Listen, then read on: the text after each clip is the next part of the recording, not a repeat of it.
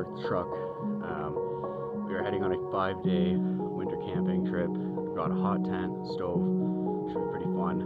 I left my gear at the side of the road, so we're gonna go get that before someone else does. But so far, so good.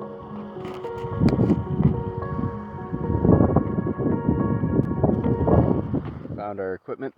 I had it tucked in some bushes around here. It's time to consult the topographical map and see and just orient ourselves.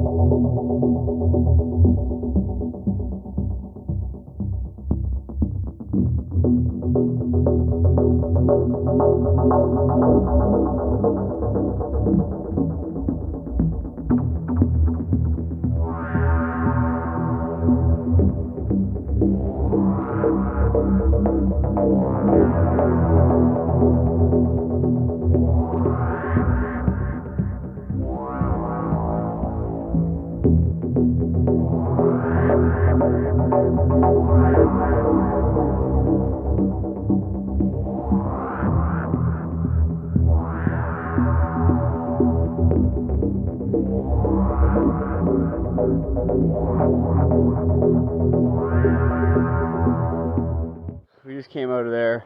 That's a nice slope right there. It just goes down. It was a pain getting through here. I just found this trail though. Here, it looks like somebody's walked through here before. Maybe that's moose tracks actually. Look at that. I think these are moose. Shit. Oh, it is human. I don't know what these are, guys. Can you tell me? Are these moose? If you look, there you have it. What do you think? That to me kind of looks like a hooved animal. Now maybe it's a horse. Maybe somebody's riding bush, going through the bush with their horse here. Huh. Pretty neat. I'm gonna go ahead. I'm gonna look on my GPS, make sure I'm still en route. I'm just gonna use that to verify. But I've been following our route here very closely. I know I've wandered probably about 200 feet to the left and then 200 feet to the right. So I just want to make sure. So I'm gonna confirm that with the GPS and let's take a look at that.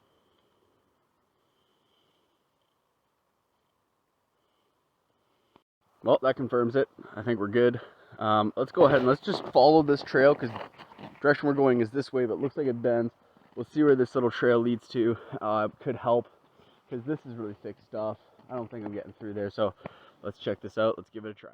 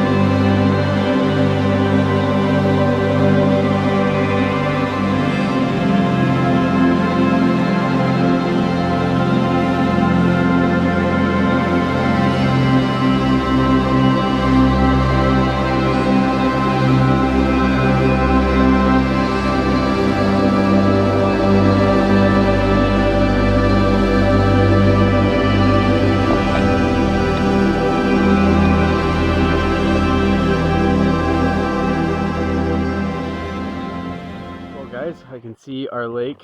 It's just down the end of these trees. There's an opening and there's the lake there. So I was just checking my GPS, checking my compass, and I offshoot the lake by, it looks like, maybe 200 meters.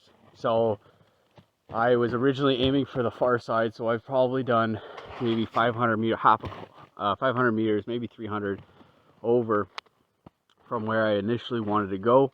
I did double check with my GPS a couple times, 2 times, to verify that I was still on trail. I did veer off. I found this, I don't know what this is, kind of like a swampland, but to me it resembled a logging road because I did pass a creek back that way where it looked like it had been filled in at some point. So this is probably an old logging trail through here. There's lots of cut wood. Anyway, we are so close, guys. I am so pumped. The time now is close to around, I don't know, I think it's almost like 3:15, 3:10, something like that. So it's getting kind of late. Yeah, so it's 1500, so it's 3 o'clock. So let's get down to camp. I gotta get firewood, man.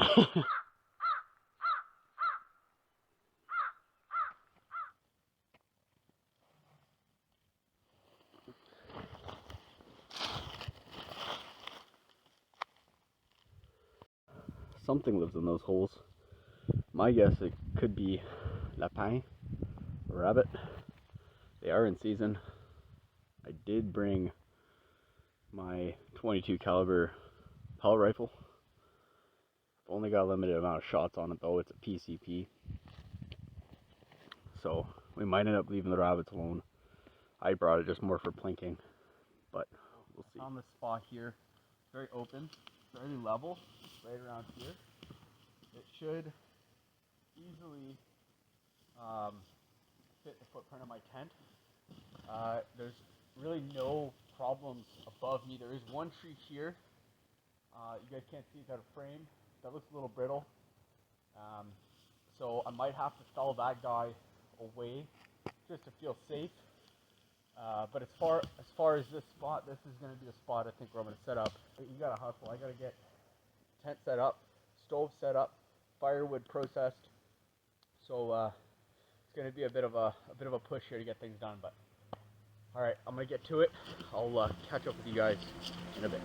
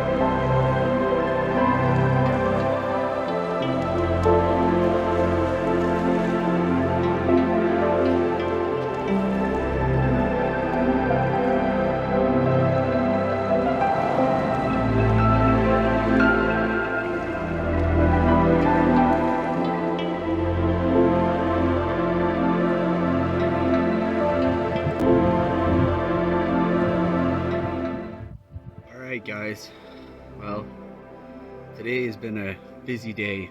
A lot got done, surprisingly. Got to the general location around 11:30, unpacked the truck, went and parked the truck, hiked back to where we unloaded the equipment, hiked in. I'm going to assume it's about 3.5 kilometers worth of actual travel distance for a 1.5 kilometer as the crow flies journey. We've made it to our destination, our lake. It's a little unnamed lake, middle of Canada, Ontario, and you know, there's millions of these lakes in Ontario. So you really just got to pick one on a map and decide, hey, I'm going to go to it. As far as getting here, it was very difficult. A lot of the ways, it was a lot of bushwhacking, dragging the sled over rocks, over grass, over leaves. Very little snow. A lot of trampling over saplings and the like. A few brambles, a few thorn bushes, a few cuss words, but totally worth it. The spot I'm at, I'll show you guys it better tomorrow. Gorgeous. It's absolutely gorgeous. Had enough time to process some firewood. I did bring a chainsaw. Chainsaws over a silky saw, you know, I'll take it. A little easier if you know what you're doing. But yeah, things are going good. Wood stove here, super warm, puts off great heat. So we've got our down bag here, my sleep system. I'm sitting on it, and I think it's gonna be time to hit the hay. So guys, I'll catch you guys in the morning.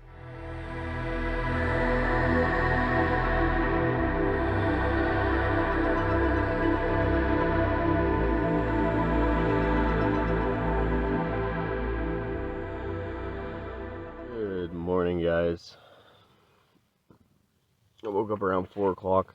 It's finally starting to be daylight outside. Not a lot of sleep. And I blame that on being on the ground. So we're going to fix that today, among many other things. So stay tuned. Things are going to get interesting.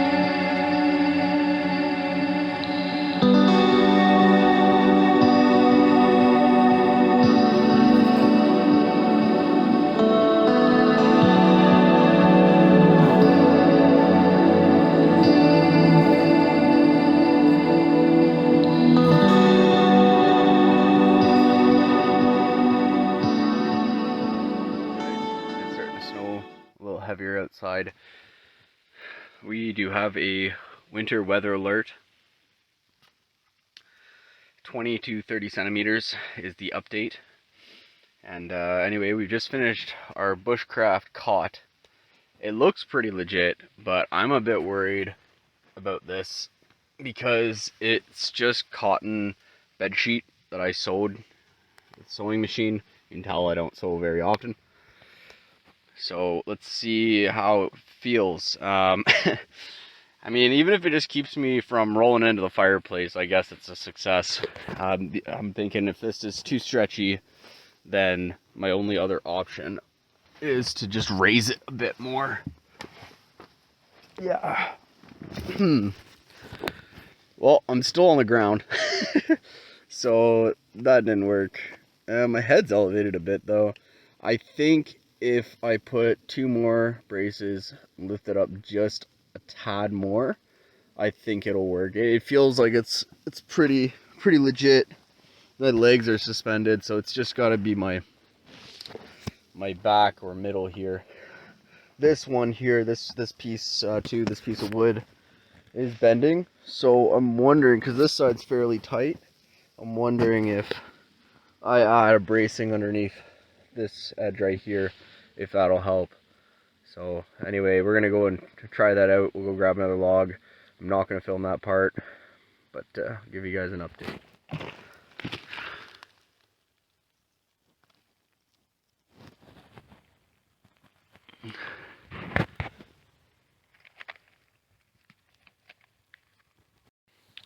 So this right here is wintergreen. I love finding this stuff. This one's not so good. The other side, it's been eaten by bugs, mice, something like that, so I'm not going to chew into this. But if you crush it in your hand, oh, that is the freshest smell, natural smell you'll ever smell in your life. Just put more logs, as I said, underneath the feet. Here goes nothing. I'm actually very nervous, as if this doesn't work, that was a waste of time. Well, I'm a bit more off the ground, but I'm still not really like off the ground. It's like sitting in a loose hammock. I think the issue is that this pole here, you can see how bent it is when I'm on it. If I take my weight off, it just springs right back up. Just need to find a way to brace this pole a bit more. And then I think it might work. Oh, look, I already tore it. Yeah, we'll see. I don't think this is gonna work. So for the past, I guess, 2 hours, I've been collecting all these. Almost done. You can see there I maybe need 5 or 6 more. So we're just gonna go full bushcraft here. We're gonna make our own bed, and then we've got to hunt for firewood. And then if we still have daylight, I'm gonna go see if I can find a cedar somewhere, because I remember there were cedars in the area. So maybe around this lake somewhere there's cedars. We also and the idea being is we'll take those cedar boughs and we'll put them over top of the sticks to sort of even out all the bumps and whatnot.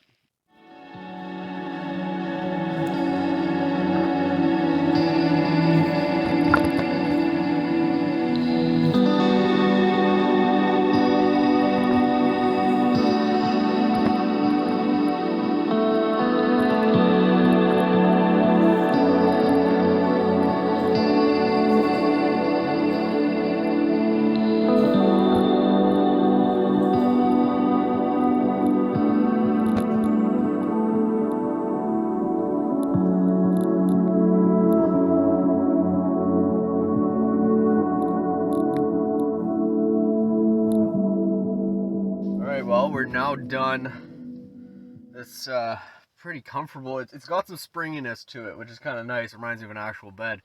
I'm thinking, instead of lashing all of these individual branches to the support beams underneath, I'm thinking I'll just go get 2 saplings and just like lash them at the ends. We'll run on top of the support beam there, and then back to here, and then we'll put some lashes part way through on the support beam. So I don't need to lash every single one. We'll just lash it so that way the support beams are pinching these braces. That'll be pretty much it for the bed.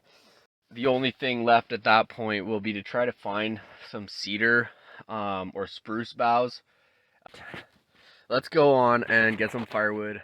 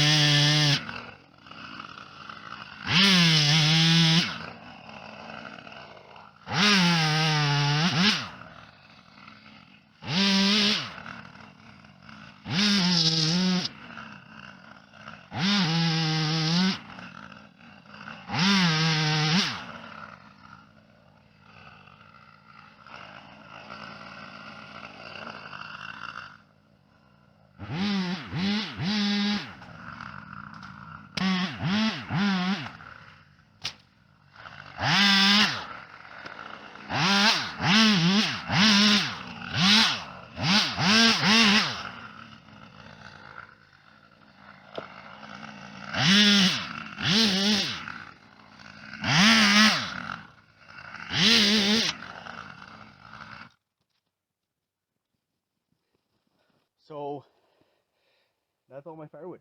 I'm gonna load it up in the sled. I'm probably gonna have to make a few trips. I'll get right with you.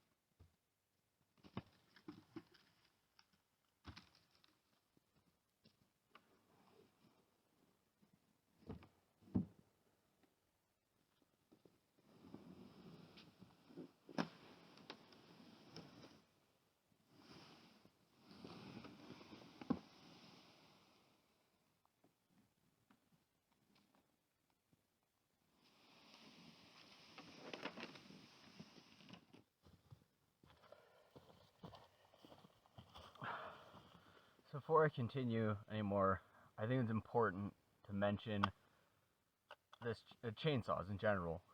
And I can't think it can be stressed enough how dangerous it is to use a chainsaw without the proper training. A lot of guys, they'll pick one up, try to be macho with it. It's always about testosterone. It's like, hey, I handle a chainsaw, I must be a tough guy. Whether you think it or not, if you don't know what you're doing and you pick one of these up and start cutting things with it. I really hope you know what you're doing. Out here, I said the moose is the scariest thing. It's not. This is the scariest thing out here. If you bring a chainsaw in the woods and you cut yourself with one, that's it. You're screwed. You're gonna have to ask for rescue. I mean, maybe you can wrap yourself up depending how deep it is and how bad it is. But chainsaws, they don't cut you. They take chunks out of you. So if you're watching this video and you're considering bringing a chainsaw on your next trip, at the very least, do yourself a favor. Get the training you require. Get the training that you need to make sure you can operate one of these safely. Use it first somewhere in a safe location. Bring chaps, bring protective equipment. I know you're seeing me here with just the safety glasses,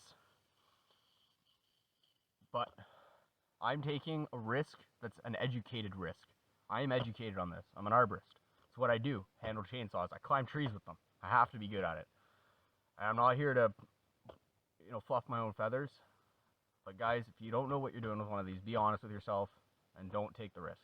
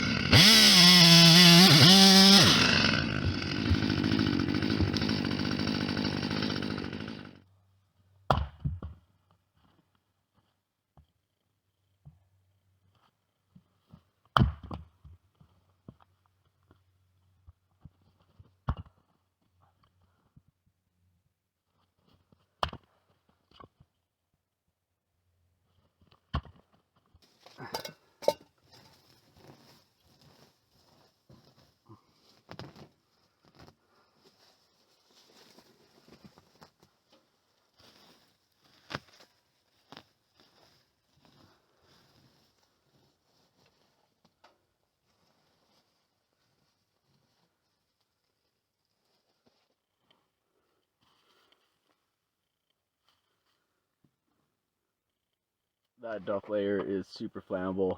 It was super dry underneath there, so I cleaned it out underneath.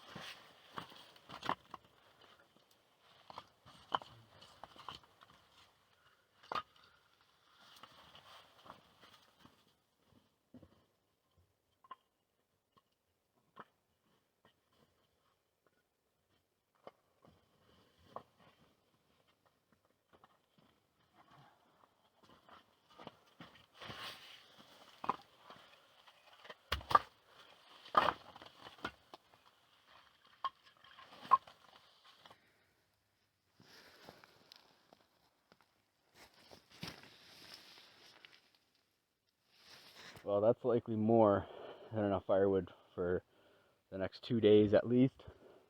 I could see it being a 3-day. That's a lot of firewood for that small stove. Well, here we are. It's camp. Over on this side, you've got this little pond. I'm not sure what to name it. I had an idea earlier.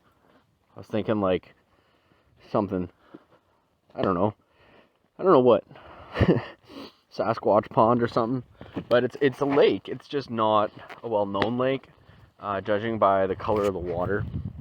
I don't think it's a great lake to be fished. I don't know, maybe there's lots of bass in here. I think it's worth coming back with a fishing line and a hook and some bait and see what happens. But this little section here, I'm sort of the southernmost or northernmost point, other than up around this corner, around the bend. Down behind the camp, there's this like little beaver pond, which is pretty neat. And this is what I mean, like this is just, it's so perfect. So here, and then that's just flat. It's just perfectly flat, just enough space for the tent. And then on this side, it's like this kind of like this dip around, so it creates this really nice feel to it. It's got a really good feel to the setup. I'm pretty pooped, but there's still a couple more things on the to-do list. I gotta find boughs. I got time. I need to find 2 little saplings, The boughs I want to do now before it gets dark. The saplings will have to be, can be done whenever, really, even after dark if I want. I'm going to do all that lashing and stuff inside there when nighttime hits. So I'm probably just going to take the toboggan, go on a little stroll around the lake, find some boughs to finish up that bed. So tonight I'm sleeping good.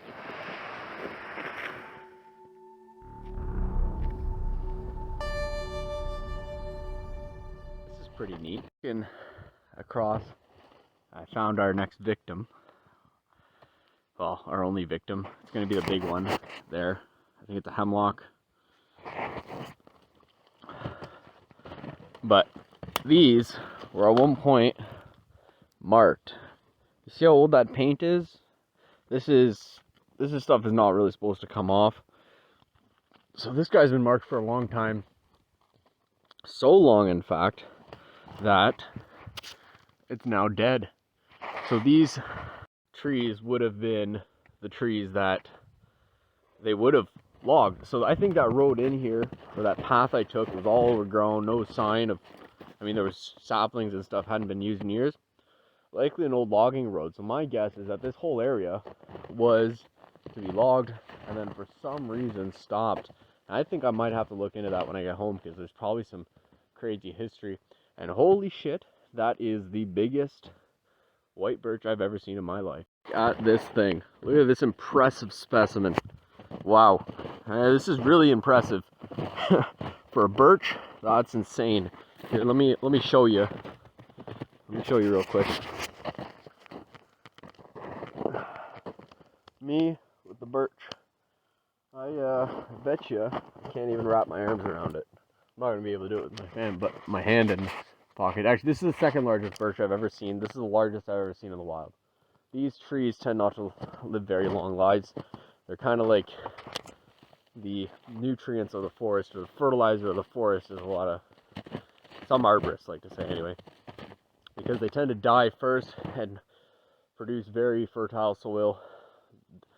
And anyway, let's go on, record it. But pretty much all I did was did an elevation prune. This is something that we do. Oftentimes homeowners want to be able to mow underneath their tree. We'll prune it up, leaving plenty of growth. No, will never take off more than 30%. So this tree is fine. It's healthy. It looks pretty neat in my opinion. So anyway, I'm going to process down all these boughs here I've collected into a manageable amount that I can then put into my toboggan. Well, got a full toboggan full of boughs. I also made sure to separate out all the decent branches that came off. We are going to keep those, make some different things with. So, yeah.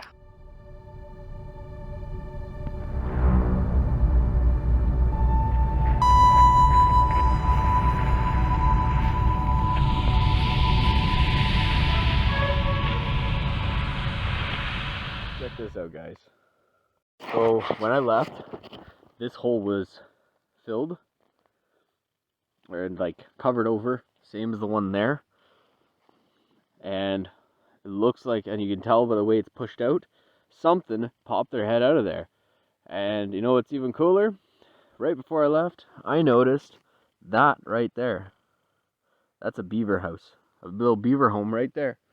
There's actually a beaver dam right over there. So this more than likely was actually a beaver popping his head out for air, checking it out, being like, what's going on here? So if you ask me, that's pretty cool. Guys, finally got the bed platform and all the boughs down. Took a long time to tie the braces onto the side to pinch all those branches together. But as you can see, we are done.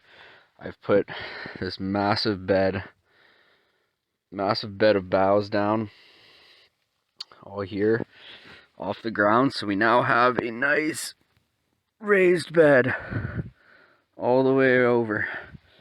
So the snow is supposed to get pretty serious tonight, so I want to be careful, but that's what it looks like.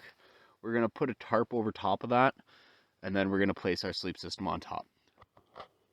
Well, guys, it is dinner time. Got tonight we're doing pork chops. We got 3 of them.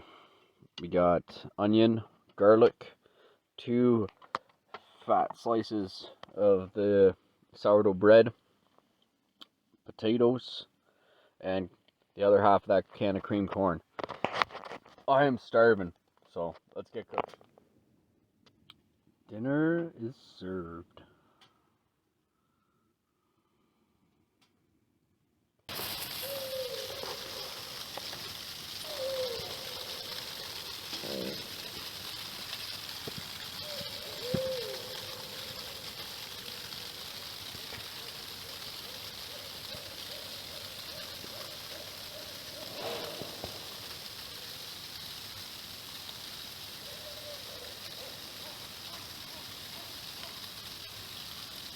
Guys, today was another good day. We had good bacon and egg breakfast, purified a bunch of water, so all the water bottles are full, stocked up in water. Dug that hole, as you saw, in the ice. We made this awesome bed here. Tomorrow, it's supposed to be getting colder. Going to go down to minus 19. The day after, it's going to be even colder, going down to minus 22. We have an incredible amount of snow, about 15 to 30 centimeters for this general region. So we're going to get a lot of snow. I'm happy I brought those snowshoes. I'll catch you guys in the morning.